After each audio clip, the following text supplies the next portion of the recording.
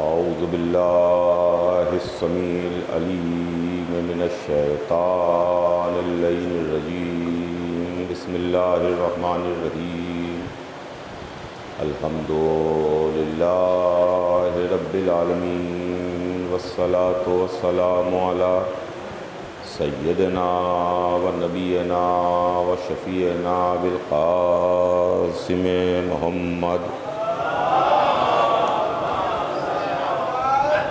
وآلہ الطیبین الطاہرین المعصومین ولعنۃ اللہ علی اعدائہم اجمعین من یومنا ھذا الی یوم الدین اما بعد فقد قال اللہ سبحانہ تبارک و تعالی فی کتابہ المبین وَهُوَ أَصْدَقُ الصَّادِقِينَ بسم اللہ الرحمن الرحیم قُلْ لَا أَسْأَلُكُمْ عَلَيْهِ أَجْرًا إِلَّا الْمَوَدَّةَ فِي الْقُرْبَى صلوات بھیجیں محمد آل محمد۔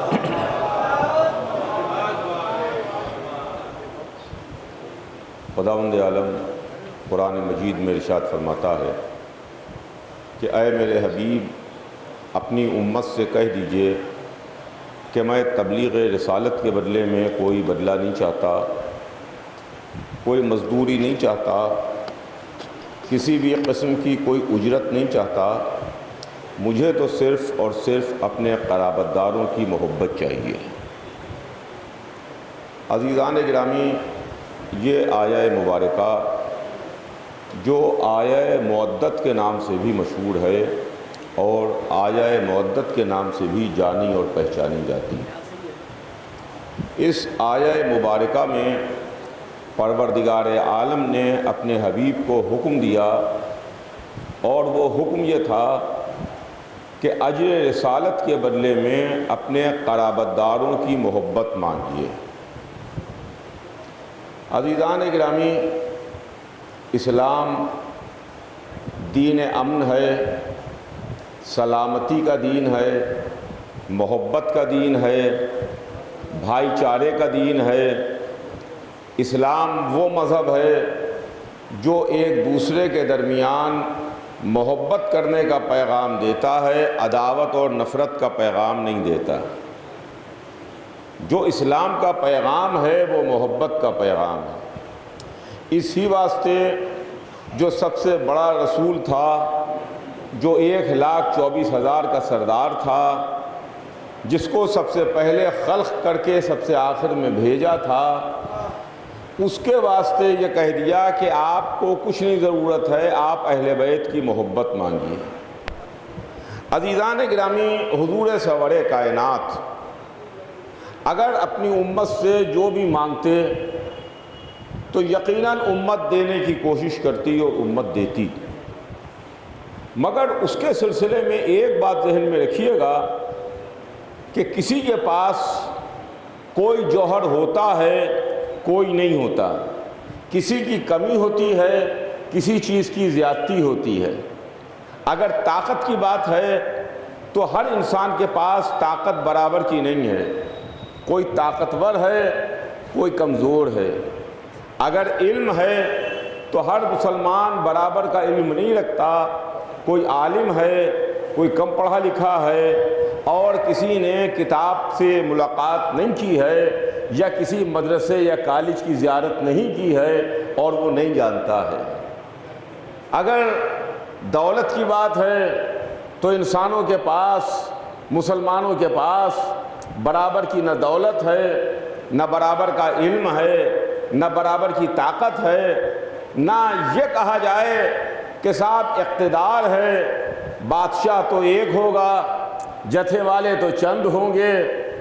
لیکن حضور سرور کائنات نے اپنی امت سے جو شے اجر رسالت میں مانگی وہ محبت اہل بیت ہے۔ غور فرمائیے گا، وہ اہل بیت کی محبت ہے، اور محبت کا جوہر ایسا جوہر ہے، چاہے کالا ہو، گورا ہو، عالم ہو، جاہل ہو، عرب ہو، عجم ہو، غریب ہو، امیر ہو، آقا ہو غلام ہو کوئی بھی ہو، اللہ نے اس جوہر کو ہر انسان کے درمیان برابر سے تقسیم کیا ہے۔ ایک صلوات بھیج دے محمد آل محمد پر۔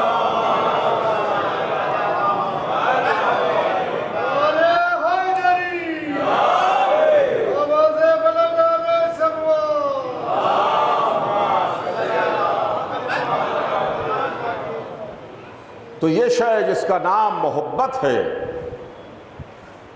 اور یہی وہ بنیاد ہے جس بنیاد کے اوپر ہم یہ کہتے ہیں کہ اسلام دین محبت ہے۔ یہ مجلسیں، یہ عشرہ محرم جس کی آج پہلی مجلس ہے، میں انشاءاللہ ان مجلسوں میں آپ کی خدمت میں عرض کرنے کی کوشش کروں گا محبت کے تعلق سے، اس لیے کہ اسلام دین محبت ہے۔ اسلام کو اگر آپ دیکھیں اور مذہب کو آپ دیکھیں اور مذہب کی اگر آپ تاریخ پڑھیں تو مذہب تو وہ مذہب ہے جو حضور سرور کائنات لے کے آئے اور جس کو اللہ نے ہمارے درمیان بھیجا۔ چند منٹ میں آپ کی خدمت میں پہلے تھوڑا سا تمہید کے تعلق سے عرض کر دوں کہ اسلام وہ مذہب ہے جس کو اللہ نے بھیجا ہے، حضور سرور کائنات لے کے آئے۔ دین ایک ہے، مذہب ایک ہے، قانون ایک ہے، دستور ایک ہے، بھیجنے والا ایک ہے، اس کا نام اسلام ہے۔ ان الدین عند اللہ الاسلام، یقیناً دین اللہ کے نزدیک اسلام ہے۔ لیکن زمانے کے ساتھ ساتھ حالات نے، زمانے نے، دنیا پرستی نے اسلام کے نام پر کچھ گڑبڑیں پیدا کرنا شروع کی، اور ایک اسلام کے دو اسلام ہونے لگے۔ ایک محبت والا اسلام ہے، دوسرا نفرت والا اسلام ہے۔ سنیے گا، ایک محبت والا اسلام، دوسرے نفرت والا اسلام۔ تو آپ کی خدمت میں انشاءاللہ ان دونوں اسلاموں کے تعلق سے عرض کرنے کی کوشش کروں گا کہ محبت والا اسلام کون سا ہے اور نفرت والا اسلام کون سا ہے۔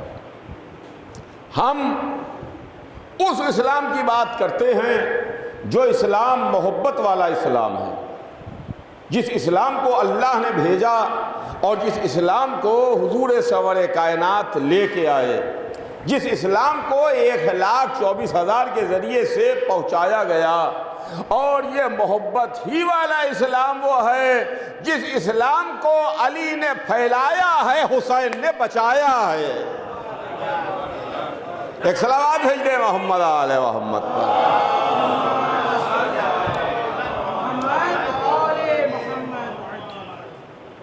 باقی میدان میں، بازار میں اگر ڈپلیکیٹ مال آ جائے تو وہ کمپنی اور وہ مالک جس کا اصلی مال بازار کے اندر موجود ہے، بے شک اس کی ذمہ داری نہیں ہے، مگر اس کی یہ بات ضرور ذمہ داری ہے کہ وہ یہ بتا دے کہ یہ اصلی ہے اور یہ نقلی ہے، یہ سچا ہے، یہ جھوٹا ہے، یہ اوریجنل ہے، اس کے اندر ملاوٹ ہے، یہ وہ والا ہے جس کی کمپنی ذمہ داری لیتی ہے، یہ وہ والا ہے جس کی کمپنی کی ذمہ داری نہیں ہے۔ اللہ نے یہ بات کہہ دی کہ آپ حبیب کہہ دیجئے اپنی امت سے کہ ہم تبلیغ رسالت کے بدلے میں قرابت داروں کی محبت چاہتے ہیں، اہل بیت کی محبت چاہتے ہیں۔ اب اہل بیت کون ہیں جن کی محبت کا حکم دیا گیا، اور اہل بیت کون ہیں جن سے محبت مانگی گئی؟ یہ پہلے اس مسئلے کو حل کر لیجئے کہ اہل بیت کون ہیں، وہ اہل بیت کون ہیں۔ اس لیے کہ اہل بیت کے سلسلے میں عزیزان گرامی اختلافات ہیں۔ ہم بھی اہل بیت کو مانتے ہیں، اور ہمارے علاوہ بقیہ مسلمان بھی کہتے ہیں کہ اہل بیت میں کچھ لوگ شامل اور ہیں جن کو آپ نہیں مانتے ہیں، ہم مانتے ہیں۔ ہم یہ کہتے ہیں کہ اہل بیت میں وہ شامل ہیں جن کو رسول اللہ نے بتایا بھی ہے اور پہچنوایا بھی ہے۔ غور فرمائیے گا عزیزان گرامی، بتایا بھی ہے اور پہچنوایا بھی ہے۔ چونکہ اہل بیت کا لفظ عربی کا لفظ ہے، اپنے ذہن میں رکھیے گا، توجہ چاہوں گا، لفظ اہل بیت عربی ہے۔ ہم چونکہ صبح سے شام تک اہل بیت اہل بیت اہل بیت اہل بیت سنا کرتے ہیں اور ہمارے کان آشنا ہیں۔ جب سے ہم پیدا ہوئے، ہم نے ہوش سنبھالا، ہمارے کانوں میں اہل بیت اہل بیت اہل بیت کی آوازیں آتی ہیں۔ لہذا جب ہم اہل بیت کا نام سنتے ہیں تو ہمارے ذہن کے اندر یہ خیال نہیں آتا کہ اس سے مراد کون ہے، مگر چونکہ عربی کا لفظ ہے لہذا ڈکشنری میں پہلے چل کے اس کے معنی دیکھیے کہ کیا ہیں۔ بیت کے معنی گھر کے ہیں، بیت کا معنی ڈکشنری میں گھر کے ہیں، اور اہل کے معنی والے، اہل کے معنی والے اور بیت کے معنی گھر۔ جب ہم نے لفظ اہل بیت کہا تو آپ کے ذہن میں تو علی، فاطمہ، حسن، حسین، ان کی نسل پاک، آل پاک آئی، لیکن جب ہم نے عربی ڈکشنری اٹھا کے دیکھی، اردو ڈکشنری اٹھا کے دیکھی، تو اس میں اہل بیت کے مطلب یہ ہے گھر والے۔ سنیے گا، گھر والے۔ تو جیسے ہی ہم نے اردو میں آپ سے کہا گھر والے تو فوراً آپ کا ایک سوال پیدا ہوا جو عربی میں آپ نہیں کہتے مگر اردو میں اگر ہم کہیں گے تو فوراً آپ سوال کر لیں گے۔ ہم نے کہا اہل بیت، آپ نے نہیں کہا کہ کون، ہم نے کہا گھر والے، فوراً آپ سوال کیجئے گا کس کے گھر والے، کس کے گھر والے؟ اہل بیت گھر والے، کس کے گھر والے؟ ہمارے آپ کے گھر والے نہیں، کسی مولانا یا مولوی کے گھر والے نہیں، کسی عالم کے گھر والے نہیں، کسی صحابی کے گھر والے نہیں۔ اہل بیت رسالت، رسول کے گھر والے۔ اب رسول کے گھر والوں میں کون کون ہے؟ بھائی گھر والوں میں گھر والے، گھر کے افراد، اس میں کون اہل بیت میں ہے، گھر والوں میں کون اہل بیت میں نہیں ہے؟ ہم ہیں 1400 برس بعد کے مسلمان، ہم 1400 برس بعد کے مسلمان ہیں۔ ہمیں نہیں معلوم کہ رسول کے گھر والوں میں کون شامل ہے، کون شامل نہیں ہے۔ تو ہم نے ہاتھ جوڑ کے حضور سرور کائنات ہی سے سوال کر لیا کہ سرکار آپ ہی بتائیے کہ کون آپ کے گھر والوں میں ہے، کون آپ کے گھر والوں میں شامل نہیں ہے، کون اہل بیت میں ہے، کون اہل بیت میں نہیں ہے۔ تو رسول نے فرمایا کہ سنو، چادر قصہ کے قریب آ جاؤ تو پتہ چل جائے گا کون اہل بیت میں ہے، کون اہل بیت میں نہیں ہے۔ ایک صلوات بھیج دے محمد آل محمد پر۔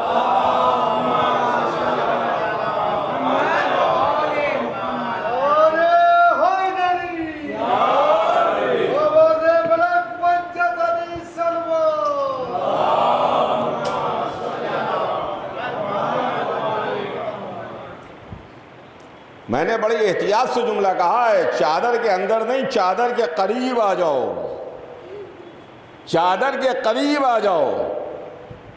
آپ حدیث قصہ میں پڑھتے ہیں، مجھے دہرانا نہیں ہے، بچہ بچہ جانتا ہے۔ چادر کے قریب آ جاؤ۔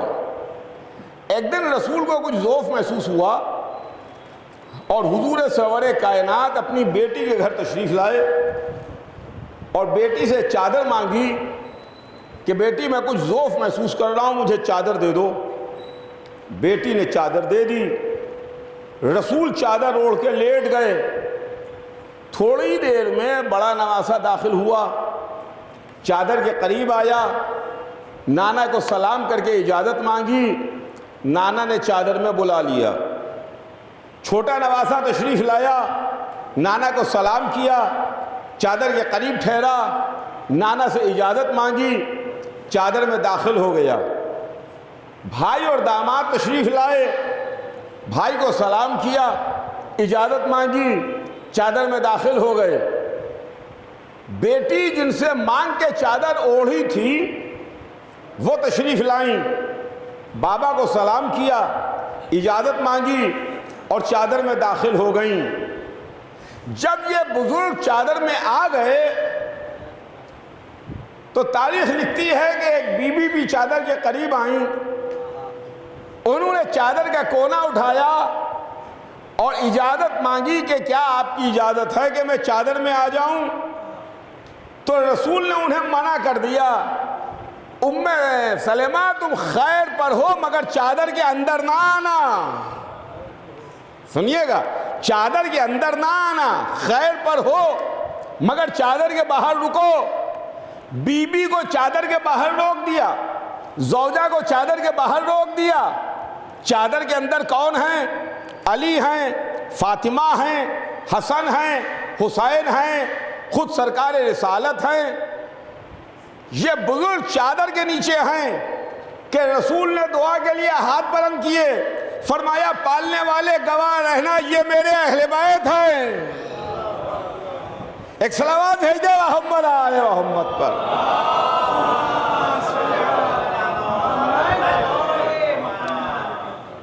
گواہ رہنا یہ میرے اہل بیت ہیں۔ تو اب قابل غور بات یہ ہے، 2 منٹ غور کیجئے آپ، الحمدللہ یہ مجلسوں کا فیض ہے کہ ہمارے یہاں کا بچہ بھی اتنا جانتا ہے جتنے غیر کے بڈھے نہیں جانتے ہیں۔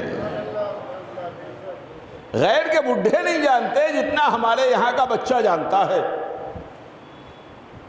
کہ رسول اللہ نے کسی کو چادر میں بلایا، رسول نے کسی کو چادر کے باہر روک دیا، ٹھہرا دیا کہ چادر کے اندر نہ آؤ، چادر کے باہر رہو۔ جن کو چادر کے اندر بلایا وہ رسول کی بیٹی ہیں، رسول کے داماد ہیں، رسول کے دونوں نواسے ہیں، اور انہی کے واسطے دعا کی، پالنے والے گواہ رہنا یہ میرے اہل بیت ہیں، یہ میرے اہل بیت ہیں۔ اللہ کو گواہ کر کے بتا دیا کہ میرے اہل بیت ہیں۔ تو اب عزیزان گرامی اجر رسالت میں کیا ہے؟ علی کی محبت اجر رسالت، فاطمہ کی محبت اجر رسالت، حسن کی محبت اجر رسالت، حسین کی محبت اجر رسالت۔ اگر کوئی فاطمہ سے محبت کرے تو اجر رسالت ادا کر رہا ہے، فاطمہ کے پہلو پر دروازہ گرا دے۔ ایک صلوات بھیج دے محمد آل محمد پر۔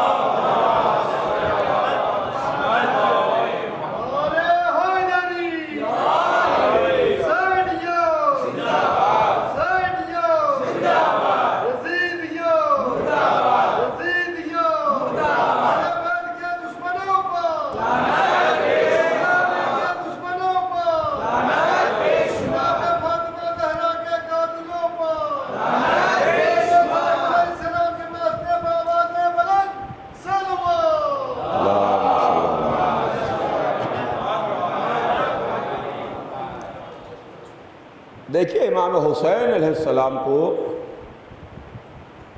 تمام مسلمان مانتے ہیں، سبیلیں لگتی ہیں، جلسے ہوتے ہیں،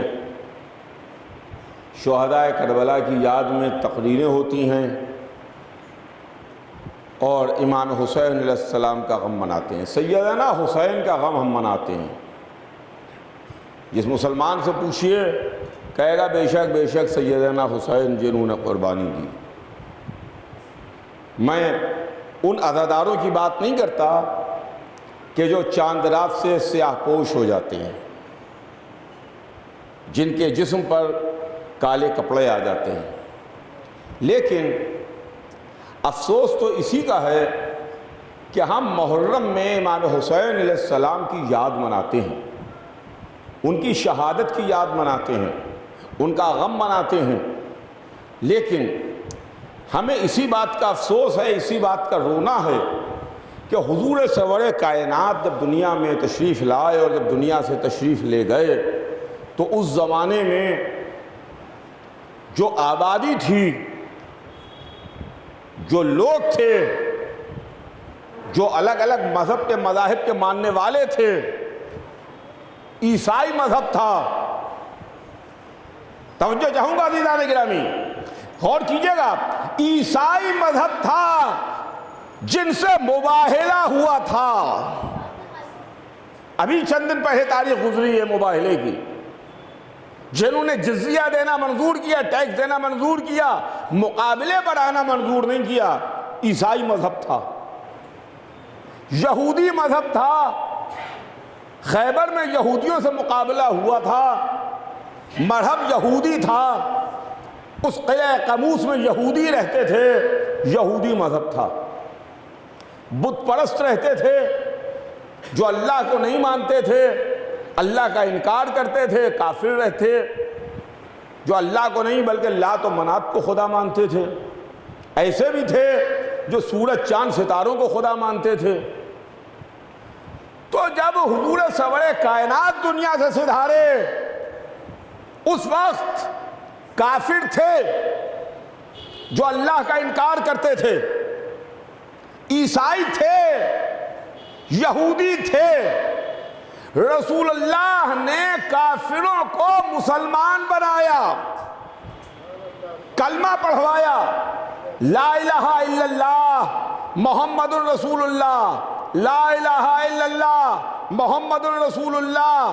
لیکن افسوس تو اسی کا ہے کہ حسین ابن علی کو جنہوں نے قتل کیا، نہ وہ کافر تھے، نہ یہودی تھے، نہ عیسائی تھے، بلکہ لا الہ الا اللہ کہہ رہے تھے، محمد رسول اللہ کہہ رہے تھے. اور کیجئے گا آپ، لا الہ الا اللہ محمد رسول اللہ. اور حسین کسا کے نیچے آنے والوں میں ایک تھے. جو اصحاب کسا ہیں اس میں حسین ایک ہیں. کسا میں پنجتن ہے نا، رسول ہیں، علی ہیں، فاطمہ ہیں، حسن ہیں، حسین ہیں. پنجتن میں کے ایک ہیں، حسین بھی ہیں جن کے لیے رسول نے کہا پالنے والے گواہ رہنا، یہ میرے اہل بیت میں شامل ہیں، یہ میرے اہل بیت ہیں. قرآن نے کہا کہ آپ کہہ دیجئے کہ ہم اجر رسالت میں کچھ نہیں چاہتے، صرف قرابت داروں کی محبت چاہتے ہیں. اب جنہوں نے حسین کو قتل کیا ان کو مسلمان نہ کہیے گا. صلوات بھیج دے محمد آل محمد پر.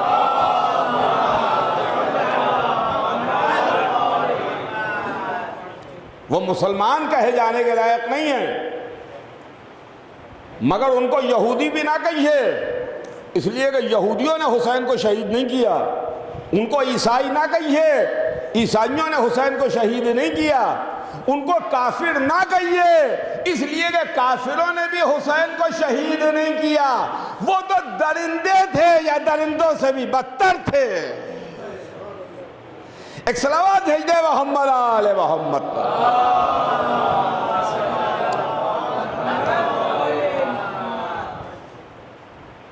تو عزیزان گرامی، یہ اہل بیت ہے. اسلام محبت کا دین ہے، محبت کا دین ہے. محبت والا اسلام اور ہے، نفرتوں والا اسلام اور ہے. حسین ابن علی نے جو پیغام پہنچایا وہ پیغام محبت کا پیغام تھا. جو دین آیا وہ محبت کا دین تھا. اس لیے کہ زمانہ گزرنے کے ساتھ ساتھ لوگوں نے دونوں کو آپس میں ملانے کی کوشش کی. حضور سرور کائنات نے کسی کو زبردستی کلمہ نہیں پڑھایا. کسی گردن پر چھری رکھ کے یا تلوار رکھ کے نہیں کہا کہ کلمہ پڑھو، لا الہ الا اللہ کہو، محمد الرسول اللہ کہو. مشہور واقعہ ہے کہ کہ ایک شخص تھا جو رسول اللہ کو برا بھلا کہتا تھا، شاعر بھی تھا، عربوں میں شاعر بھی ہوتے تھے، بہت کثرت سے بات بات پر شعر کہتے تھے، وہ رسول اللہ کے خلاف شعر کہتا رہتا تھا، شاعر تھا۔ ایک دن لوگ اس کو پکڑ کے رسول اللہ کی خدمت میں لائے کہ یا رسول اللہ، یہ آپ کو برا بھلا کہتا ہے، یہ آپ کے خلاف شعر کہتا ہے۔ اس کو گرفتار کر کے لائے۔ حضور سرور کائنات کی خدمت میں جب وہ شخص پہنچا، گرفتار ہوا ہاتھ اور پیر دونوں بندھے ہوئے تھے، مسلمان ہاتھ و پیر باندھ کے رسول کی خدمت میں لے کے آ گئے کہ یہ آپ کو برا بھلا کہہ رہا ہے۔ کہ ایک مرتبہ رسول اللہ نے علی کو دیکھا اور علی کو دیکھ کے کہا یا علی، اس کی زبان کاٹ دو، زبان کاٹ دو۔ مولا علی اس کو لیے ہوئے مسجد سے باہر نکلے، مدینے کے بارڈر پر پہنچے، اپنی سواری اپنا اونٹ اس کو دیا اور کہا یہ میری سواری لے لے، اونٹ لے لے، اور اس کے اوپر بیٹھ کے تو فرار ہو جا یہاں سے۔ اچھا، علی جب میدان میں آتے تھے یا علی جب کہیں جاتے تھے تو مجمع علی کے پیچھے پیچھے چلتا تھا کہ دیکھیں علی کیا کر رہے ہیں، کیا کر رہے ہیں۔ علی جب میدان میں لڑنے کے لیے آتے تھے تو لوگ علی سے ساتھ جنگ میں شرکت کرنے نہیں آتے تھے، دیکھتے تھے علی کیسے لڑ رہے ہیں، علی کیسے تلوار چلا رہے ہیں، علی کیسے دشمن کو زیر کر رہے ہیں۔ تو مجمع بھی علی کے ساتھ ساتھ مسجد سے نکلا اور علی کے پیچھے پیچھے، کہ رسول نے کہا کہ اس کی زبان کاٹو، دیکھیں علی زبان کیسے کاٹتے ہیں۔ کہ ایک مرتبہ جب مدینے کے بارڈر پر پہنچے تو مولا علی نے اپنا اونٹ اس کو دے دیا اور کہا جتنی تیز ہو سکے تو یہاں سے بھاگ جا، نکل جا، چلا جا۔ دیکھیے گا اسلام کون سا مذہب ہے، نکل جا، چلا جا۔ وہ شخص اونٹ پر بیٹھا اور تیزی سے جانے لگا۔ ادھر لوگ رسول کی خدمت میں آئے، یا رسول اللہ آپ دیکھیے علی نے کیا کیا، آپ نے تو کہا تھا کہ زبان کاٹ دو۔ علی نے زبان کاٹنے کے بدلے میں اپنا اونٹ بھی اس کو دے کے بھگا دیا، وہ بھاگ گیا، زبان کاٹی نہیں، اپنا اونٹ اس کو دے دیا اور وہ بھاگ گیا۔ رسول خاموش ہو گئے، کہا کہ بھئی جب علی آئے تو تم خود ہی علی سے پوچھ لینا، علی سے پوچھ لینا۔ اب علی سے پوچھنے کی کسی میں ہمت تھی نہیں، کسی میں اتنی طاقت اور مجال نہیں تھی کہ علی سے پوچھ سکے، اس لیے کہ علی بھی ہیں، صاحب ذوالفقار بھی ہیں۔ ایک صلوات بھیج دے محمد آل محمد۔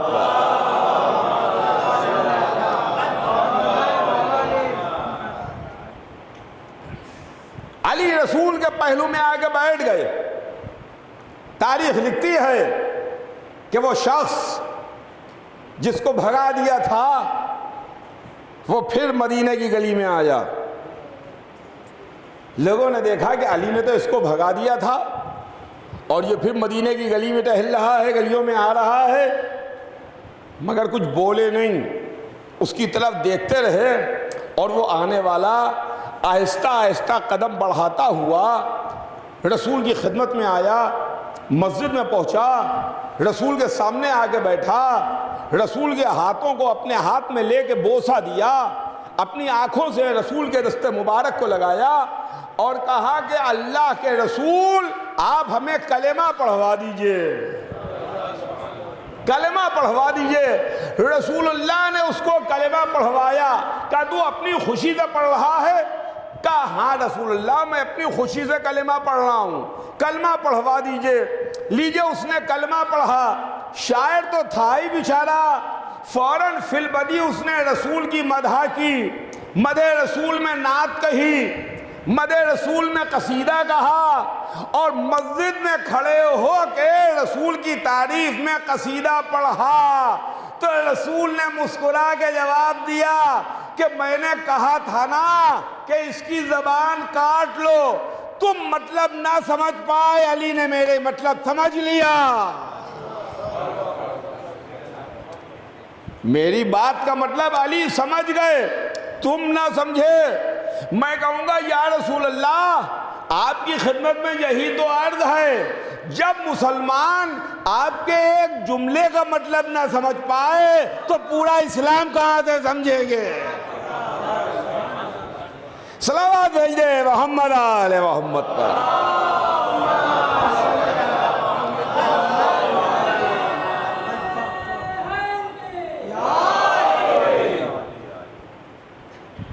تو رسول نے زبان نہیں کاٹی، رسول نے گردن نہیں کاٹی، رسول نے سزا نہیں دی، بلکہ علی سے کہا یا علی تم اسے لے جاؤ اور لے جا کے تم زبان کاٹ دو۔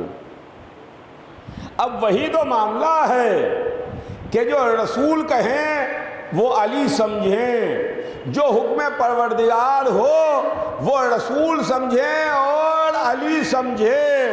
اب یہ امت کہاں سے بیچ میں آ گئی جو سمجھ رہی ہے کچھ، اللہ کہہ رہا ہے کچھ۔ اور اس کے بعد جب رسول کی آنکھ بند ہونے لگے تو یہ آوازیں آئیں کہ ہمارے لیے تو قرآن کافی ہے، ہمارے لیے تو قرآن کافی ہے۔ اما جب بولتا ہوا قرآن سمجھ میں نہ آیا تو خاموش قرآن کیا سمجھ میں آئے گا؟ جب قرآن ناطق سمجھ میں نہ آیا تو قرآن صامت سمجھ میں کیا آئے گا؟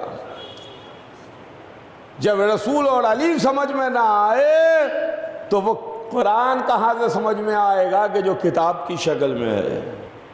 تو عزیزان گرامی، اسلام محبت والا دین،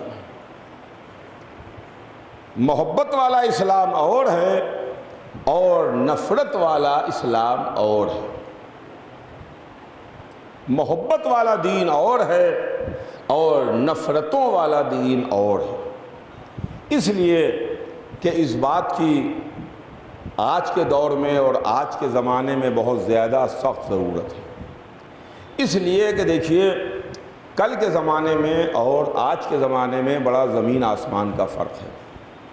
ایک زمانہ وہ تھا جب ذرائع ابلاغ کے نام پر ہمارے پاس ایک دوسرے سے بتا کے کہہ کے سن کے جو ہمارے پاس ذریعہ اور میڈیا تھا، میں نے آپ سے کہا، آپ نے کسی دوسرے سے کہا، دوسرے نے تیسرے سے کہا، یہاں پر مسجد میں لوگ جمع ہیں، میں نے یہاں پر آپ سے کوئی بات کہہ دی، آپ نے باہر نکل کے 100 آدمیوں سے بات کہی، 100 نے 1000 سے بات کہی، یہ ذریعہ تھا۔ پھر پرنٹ میڈیا کا زمانہ آیا، اخبار کا زمانہ آیا، اخبار میں خبر چھپنے لگی، روزانہ صبح کو آدمی خبر پڑھتا تھا اور پڑھنے کے بعد 24 گھنٹے کے بعد پھر اخبار کا انتظار کرتا تھا کہ آج صبح کو ہمارے گھر پر 6 بجے پیپر آ گیا ہے، اب کل صبح کو 24 گھنٹے کے بعد 6 بجے اخبار آئے گا۔ پھر الیکٹرانک میڈیا کا زمانہ آیا، ٹی وی کا زمانہ آیا، اب دھیرے دھیرے گھروں میں ٹیلی ویژن لگنے لگے، اس کے ذریعے سے نیوز، خبریں، اطلاعات آنے لگی۔ اور اس کے بعد جب زمانے نے چھلانگ لگائی اور جست بھری تو یہ سوشل میڈیا کا زمانہ ہے۔ آج کا زمانہ، آج کا دور یہ سوشل میڈیا کا دور ہے، اور سوشل میڈیا کے پاس بڑی طاقت ہے۔ اس کے سلسلے میں مجھے عرض کرنے کی ضرورت نہیں ہے، ایک چھوٹا سا بچہ بھی جانتا ہے کہ سوشل میڈیا آج کتنی زیادہ طاقت اور قوت رکھتا ہے۔ آپ نے اپنے جیب سے موبائل نکالا اور اس کے اوپر کوئی پوسٹ ڈالی تو اسی لمحے پوری دنیا کے اندر وہ خبر پہنچ گئی۔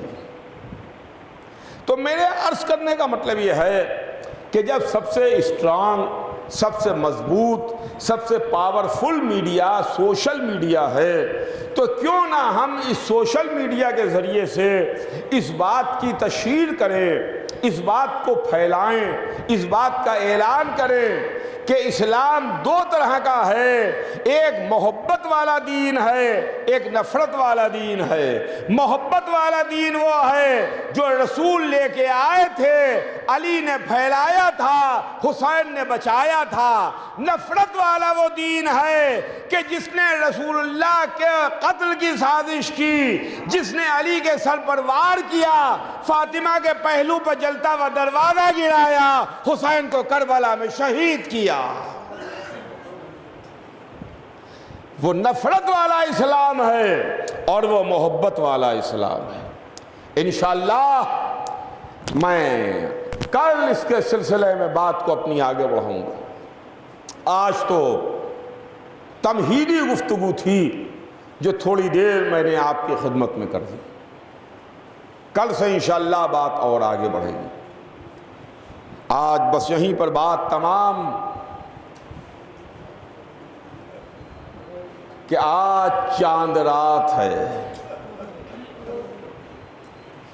محرم کا چاند فلک پر نمودار ہو گیا۔ سال بھر ہم کو جن مہمانوں کا انتظار رہتا تھا وہ مہمان ہمارے گھروں میں آ گئے۔ ایک مصرع مشہور ہے کہ کبھی ہم ان کو کبھی اپنے گھر کو دیکھتے ہیں، کبھی ہم ان کو کبھی اپنے گھر کو دیکھتے ہیں، کہاں جنت کا شہزادہ، کہاں وہ بزرگ ہستیاں اور کہاں ہمارے غریب خانے۔ لیکن یہ کرم ہے، یہ شرف ہے، یہ ان کی ذرہ نوازی ہے، یہ ان کی غلام پروری ہے کہ ہم جیسے غریبوں اور گناہگاروں کے یہاں بھی وہ ہستیاں آ جاتی ہیں جن کے متعلق ہم تصور بھی نہیں کر سکتے۔ اس لیے کہ وہ مہمان ہمارے گھروں میں آ گیا، گھروں میں عزاخانے سج دیے گئے۔ آپ کو معلوم ہے نا کہ محرم کا چاند فلک پر نمودار ہو، آج چاند رات ہے، فلک پر چاند نکل آیا، آسمان پر سیاہ بادل ہیں اور بارش ہو رہی ہے۔ لہذا یہاں بمبئی میں تو اگر آپ چاہیں تو آسمان پر چاند اپنی ان آنکھوں سے نہیں دیکھ سکتے، لیکن میرے ساتھ ذرا کربلا چلیے اور کربلا سے تھوڑا پہلے اپنے سفر کو تمام کیجئے۔ کربلا قریب ہے، مدینہ دور ہے۔ ایک قافلہ ہے جو مکے سے ہوتا ہوا سرزمین عراق کی جانب آ رہا ہے، جس میں فاطمہ کے گود کا پالا، فاطمہ کا دل کا ٹکڑا، محمد کا نور نظر، دل کا چیر حسین ہے، اور مسند نشین فاطمہ زینب کبریٰ ہیں۔ محرم کا چاند حسین نے بھی دیکھا ہوگا اور محرم کا چاند زینب نے بھی دیکھا ہوگا، لیکن میرا دل چھنی ہو جاتا ہے، ٹکڑے ٹکڑے ہو جاتا ہے جب میں تصور یہ کرتا ہوں حسین نے بھی محرم کا چاند دیکھا، زینب نے بھی محرم کا چاند دیکھا، لیکن یہ محرم کا چاند کیسا چاند تھا کہ حسین کا سر نوک نیزہ پر بلند ہوا، زینب کے سر سے چادر چھنی۔